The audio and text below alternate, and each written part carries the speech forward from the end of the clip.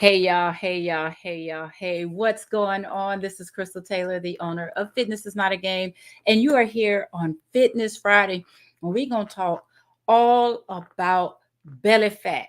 We're going to break it down today. If you are here with me, say hey. If you're catching this on replay, do me a favor and type replay in the chat. As always, let's cheers. So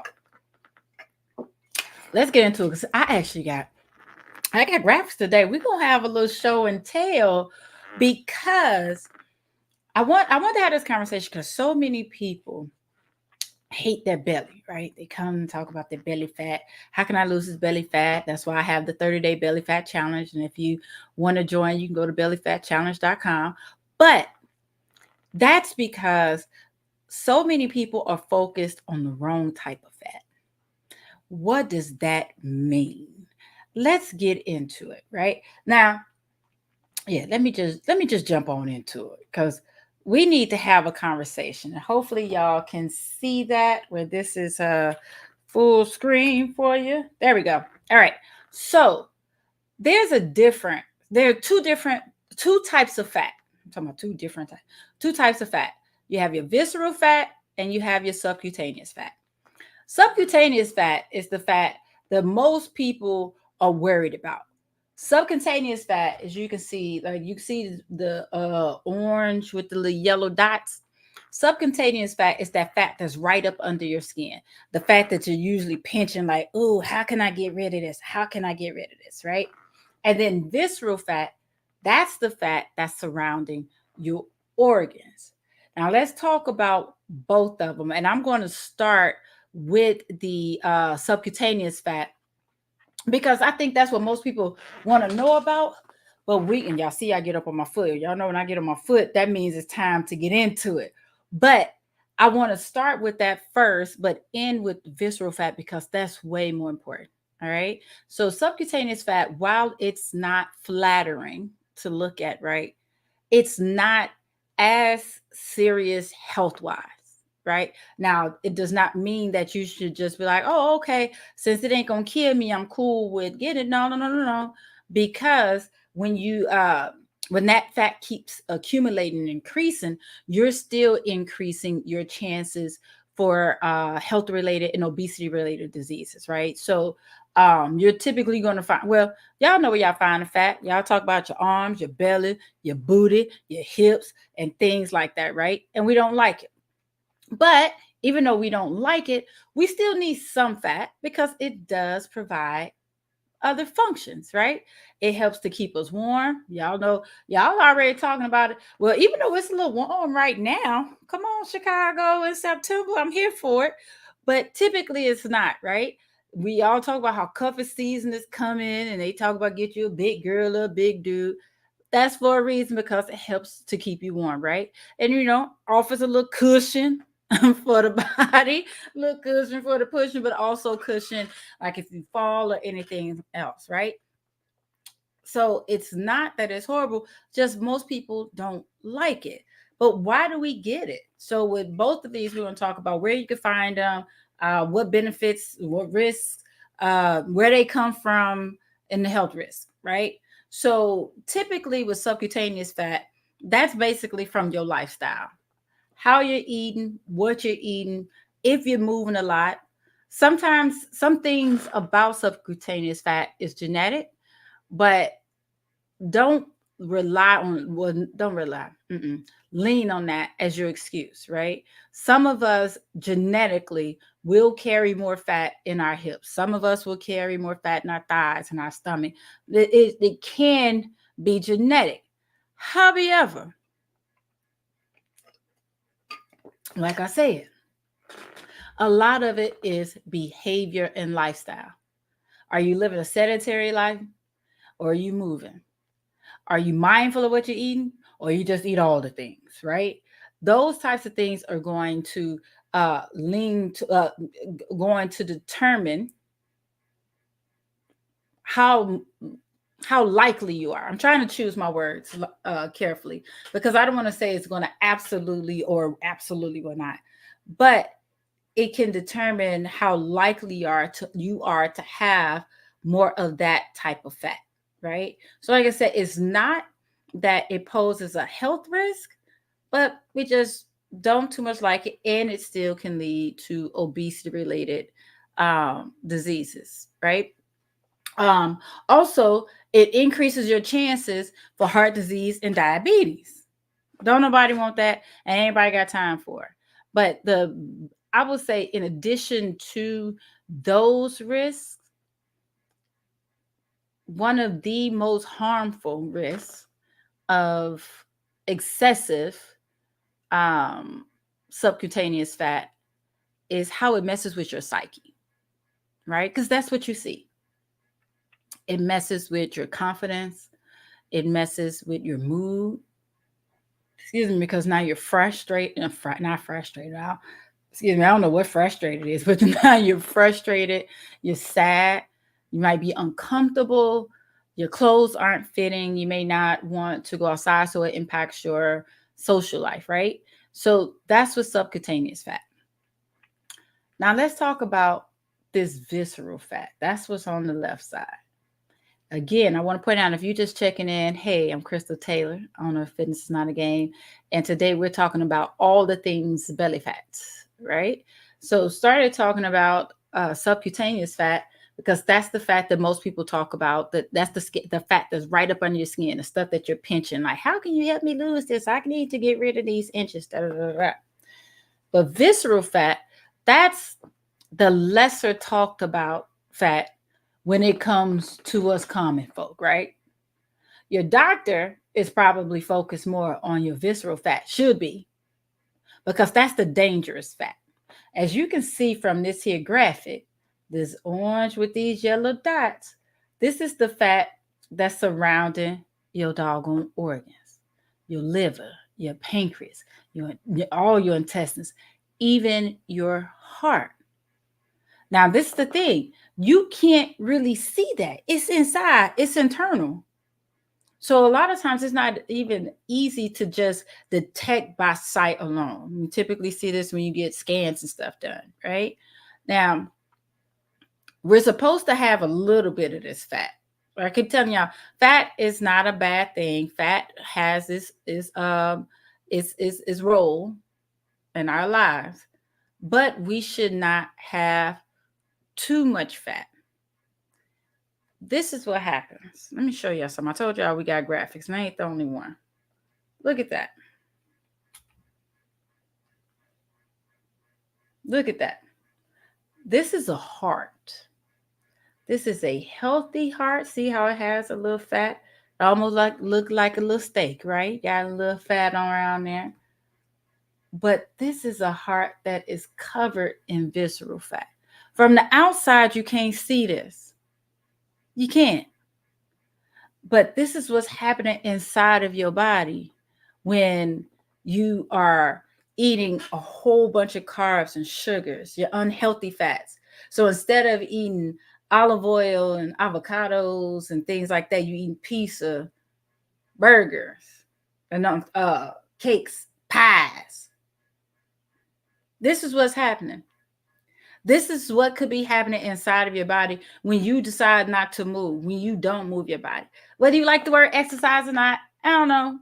You don't have to exercise, but you can go for a walk, you can go swimming, you can dance, you can skate, you can ride a bike, you can work in your yard, you can do some chores, you can play pickleball. There's so many things you could do to move your body. This is what happens when you're not burning enough calories. This is what can happen when stress is taking over your body. That fat is basically strangling your heart and your other organs.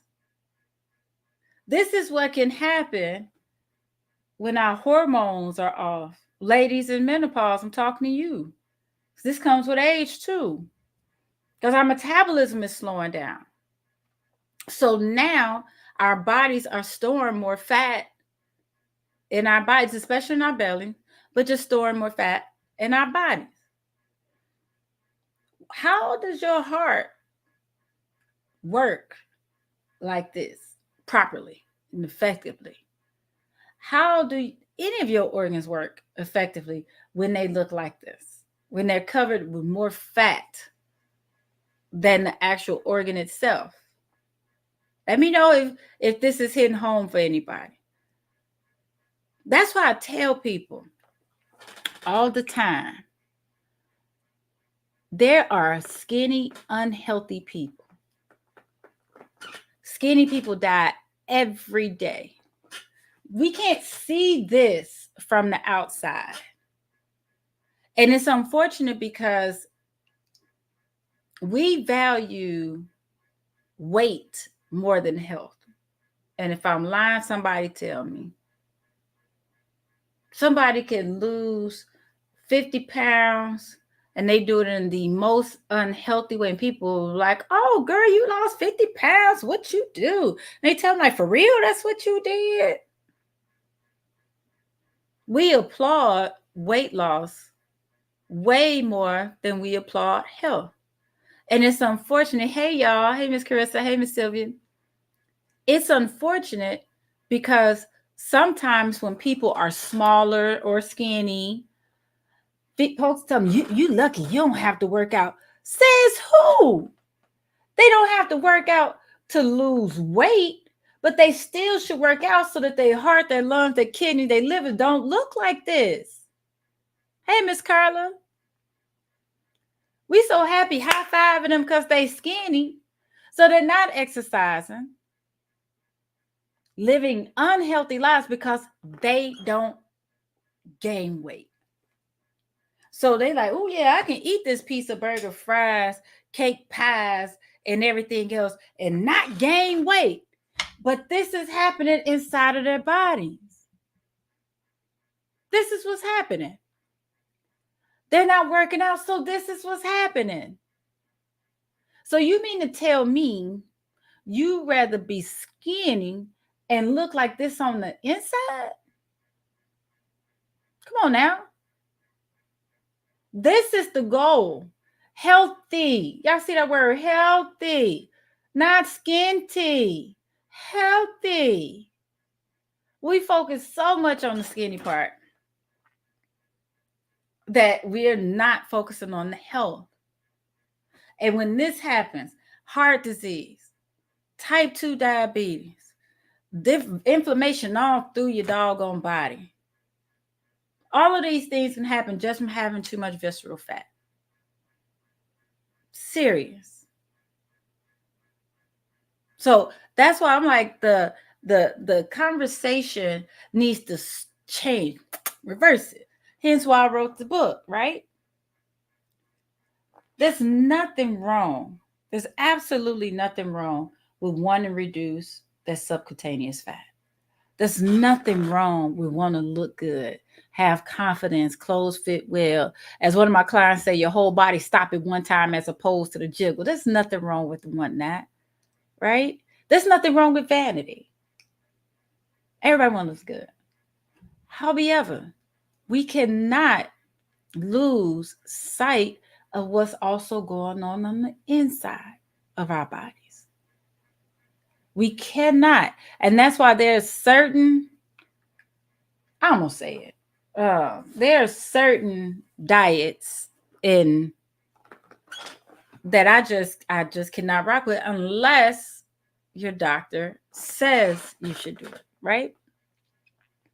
Unless your doctor tells you that they want you to try keto and they are monitoring it, you're eating a whole bunch of unhealthy fats, and this is what could be happening. That is one of the biggest fears and risks when it comes to that particular diet. Somebody needs to hear this. Because we're so busy focusing on what we look like on the inside that some people are willing to risk this just to be a size whatever. You enter your number, whatever number is your goal. To weigh whatever your number is your goal. When you can be looking so-called fly and skinny in a casket because you didn't even realize this was happening. And I know that's dark, but I gotta be real. Y'all should be tagging somebody. Somebody you know needs to hear this. Tag them or share it on your page. Share it out. So that way you don't make nobody feel uncomfortable. But somebody needs to hear this. And if this is you, if you needed to hear this, drop a 100 in the chat for me. Let me know. And I'm about to grab some of these comments. Said, I don't even know how to get the weight off. I've been eating plant-based, low carb, eat salads with a little healthy fats like olive and avocados and avocado oils, drink mineral water, no fried food. The pounds slow to come off, intermittent fasting, still the weight won't come off. I'm 56, lost only 13 pounds in 2.5 months. Okay, I eat berries, nuts. No. Eat no packaged veggie. Okay, so let me speak to you. And this is for everybody listening. First of all, congratulations on what you have achieved. You said, hey, Brother Benjamin, you said that you only lost 13. Remove that only. Let's celebrate what you've achieved. Okay. During that time to get there, you learned a lot. You learned what works, what does not work. Yes. But thank you, Miss Carissa. Miss Carissa just said it. I want to hear more too about what your movement is looking like, what exercise you do. But before that, hold on. I want to know what your real goal is. A lot of people think it's a number and will push for this number. Push. But what does that number represent? Does that number represent getting off medication? Does that number represent wearing an outfit that you feel beautiful in, or a sexy or fly, whatever in? What does that number represent? Because you can get to that number and still not be happy. Y'all hear me on that? You can still get to that number and not be happy. So there you go. You said your blood pressure has really improved. You hear that? You said you only lost, but your blood pressure really. That's what we're going for, that healthiness. So what helped your blood pressure improve? Really improve, not just improve, but really improve. Let's focus on those habits.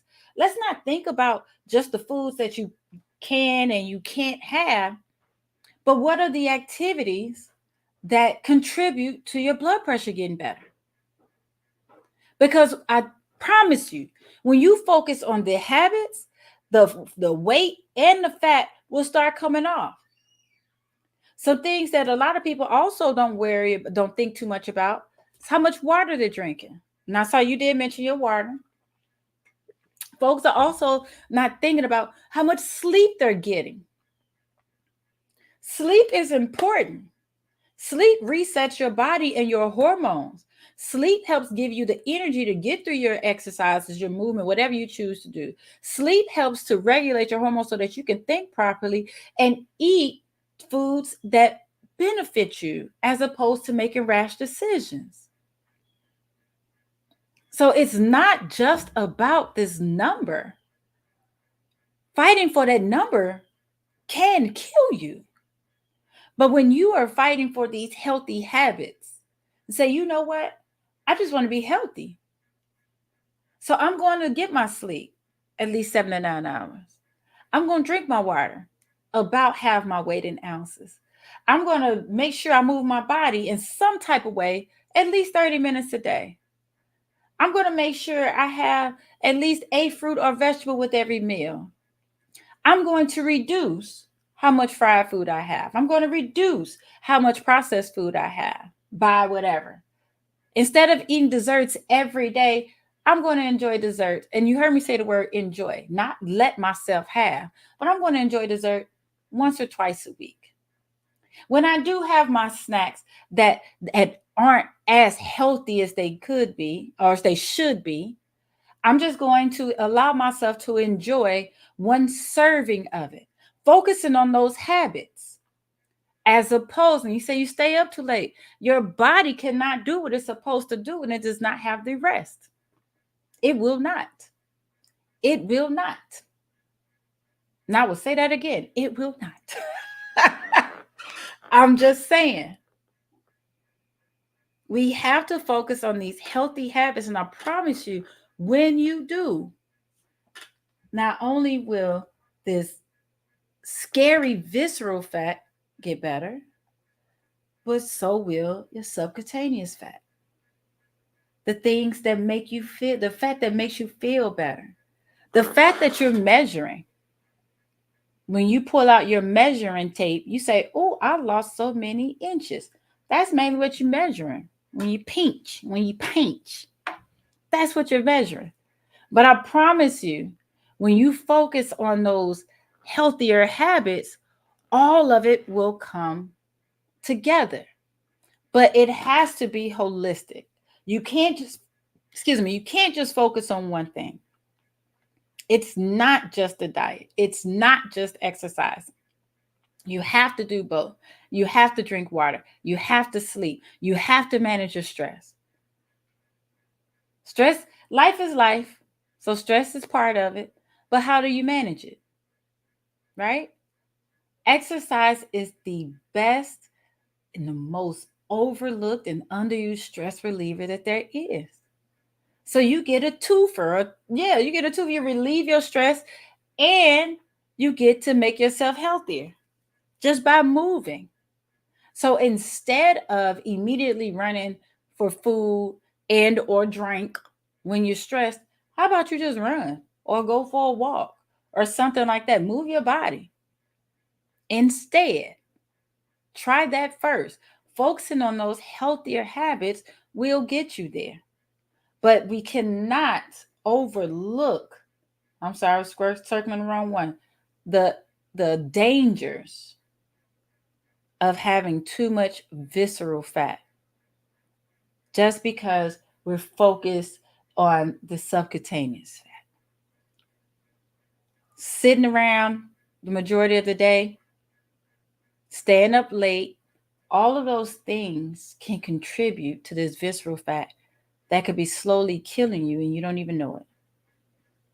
All right. So you say you measure your body, you just get on a scale. Oh, I challenge you. And I'll say this, how about we take all the numbers off? No measuring tape or a scale. Just take pictures. I have my clients take pictures every Sunday morning and wear something that shows your body. No t-shirts and sweats and all of that stuff. Be in your underwear, swimsuit that makes you feel better. Take a picture from the front, the side, and the back every Sunday morning. After you use the restroom, before you eat anything, take those pictures and you'll see that progress is being made. But you also have to be consistent and patient.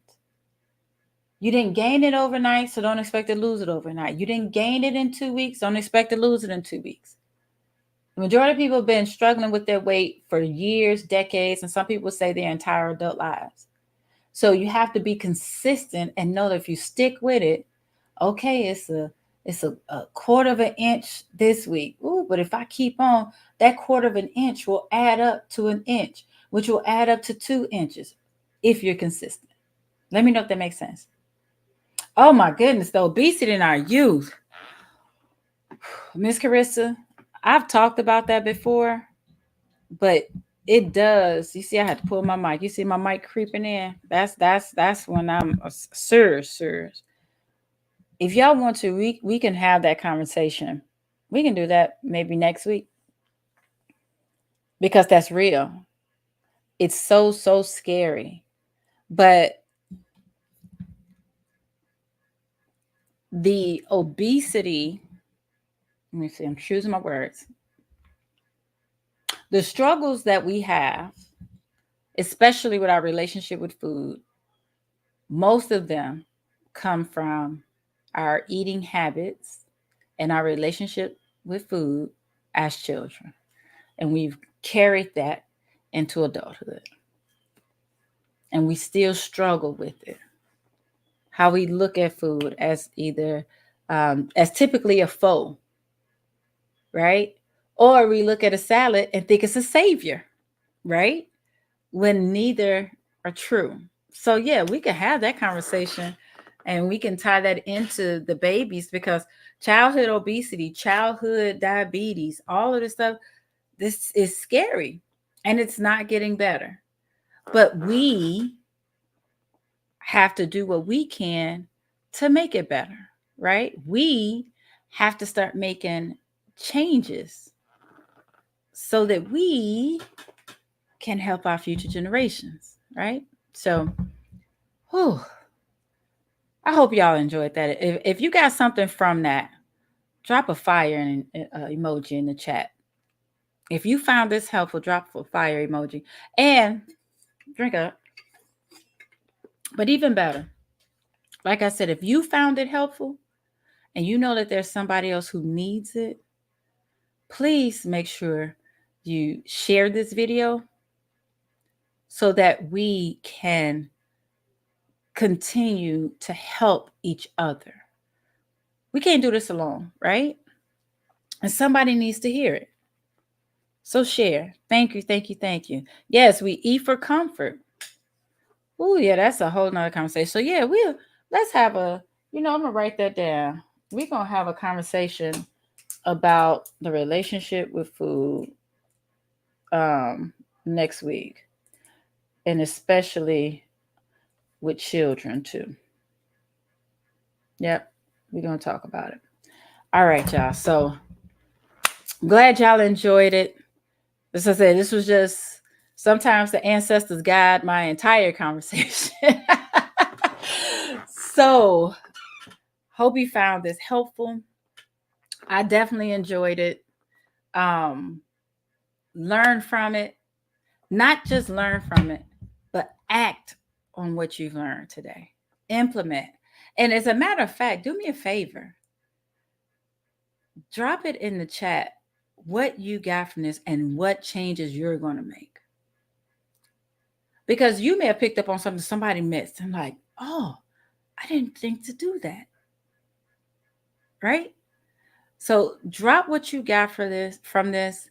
Drop what changes you are going to make. Not that you're thinking about, not that you're considering, but the changes that you are going to make so that you are even healthier. All right? So, oh, you are very welcome, Miss Carissa. It has been my pleasure to speak with all of you. This one felt good. This one felt good. So I hope you all have an amazing weekend. And if you have to go outside, please be safe. So I just want you healthy, I want you happy, and I want you here. All right, y'all. Have a good one. And I will see y'all next time. Oh, I see exercise more and get more sleep. Okay. Wait, I thought I was gone, but I'm going to add this real quick. I want you to quantify it. How frequently are you going to exercise and how much sleep are you going to get?